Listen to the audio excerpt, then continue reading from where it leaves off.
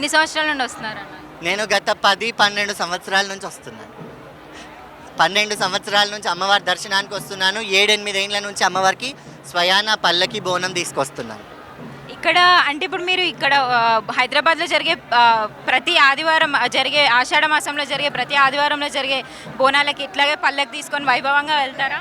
ఈ మహంకాళి ఆలయానికి మాత్రమే, లస్కర్ మహంకాళమ్మ ఆలయానికి మాత్రమే పల్లకితో వస్తాం.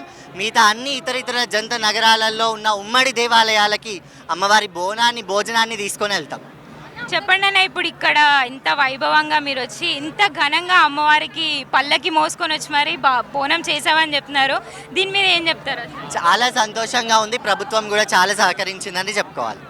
ఇంకొకటి చిన్న విషయం, అదేంటంటే మేము బాయ్కాట్ చేస్తాము, బోనం చెయ్యము అది ఇదని అన్నారు. ప్రభుత్వమే మా కోసం దిగి వచ్చి మా సౌకర్యాలను నెరవేర్చింది అన్నప్పుడు సంతోషంగానే వచ్చినాం. సంతోషంగా బోనం చేసుకుంటున్నాం. సంతోషంగా అమ్మవారు కూడా వర్షంతో కరుణిస్తుంది.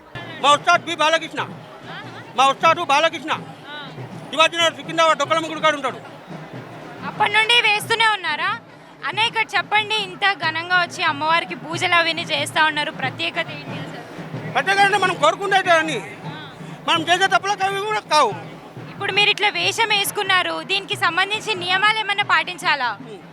ఏమేమి ఉంటాయి అంటే మనకు భగవంతుడు మనం ఏం చెప్తే చేసుకోవాలి. మీరు ఇప్పుడు ఇట్లా వేషం వేసుకున్నారు కదా, అందుకు సంబంధించి రూల్స్ ఏమైనా ఉంటాయి? తినొద్దు, తాగొద్దు, మంచిగా ఉండాలి. మంచిగా ఒకరిని మనం చూస్తే మనం దేవుడు చూస్తాడు.